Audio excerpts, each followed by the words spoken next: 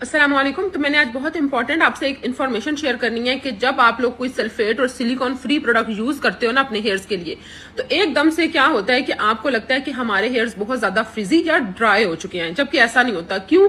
क्योंकि उसके अंदर हैवी हार्श केमिकल्स नहीं होते शैम्पू में। ये मैं उन शैम्पूज की बात कर रही हूँ जो वाकई में ही सल्फेट और सिलिकॉन फ्री है। उनकी बात नहीं कर रही कि जो सिर्फ हर्बल टी बनाते हैं और वही SLS वाली डाल देते हैं और सिलिकॉन कंडीशनर और सब चीजें, उनकी बात नहीं यहाँ पर हो रही। ठीक है, जो वाकई में ही सल्फेट सिलिकॉन फ्री शैम्पूज हैं, ये उनकी बात कर रही हूँ मैं यहाँ पर। जब एकदम आप सल्फेट सिलिकॉन वाले शैम्पू से सल्फेट फ्री शैम्पू के ऊपर आते हैं, तो एक आपने बिल्कुल अपनी प्रोडक्ट चेंज की होती है। तो एक तो यूज टू होने में आपके हेयर्स को और स्कैल्प को थोड़ा टाइम लगता है। कम से कम भी 5 से 6 वॉशेस तक आपको वेट करना चाहिए एक शैम्पू का रिजल्ट आपको नजर आने में।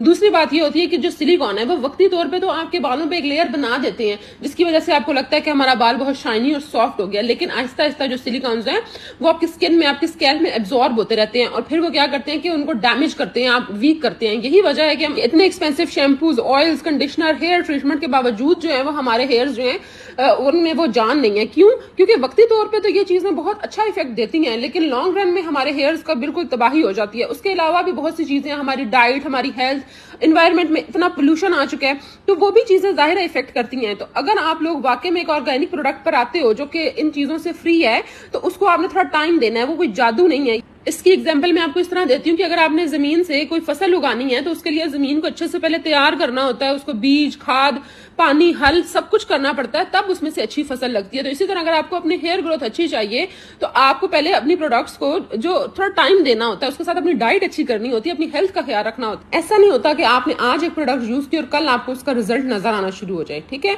तो थोड़ा सा टाइम लगता है। जितने ज्यादा आपके बाल डैमेज है उतना ही उनको रिकवर होने में, रिपेयर होने में टाइम लगेगा। बहुत से लोग पूछते हैं कि जी हमारी हेयर ग्रोथ कितने दिनों में हो जाएगी, कितने दिनों में रिजल्ट मिल जाएगा। तो इस वजह से मुझे लगा कि इस चीज के ऊपर एक प्रॉपर वीडियो होनी चाहिए, क्योंकि फेक बातें करके अपनी चीज को सेल करना भी अच्छी बात नहीं है। प्रॉपर अपने कस्टमर को, अपने फॉलोअर को इस चीज की अवेयरनेस देना भी जो है वो हमारा फर्ज है।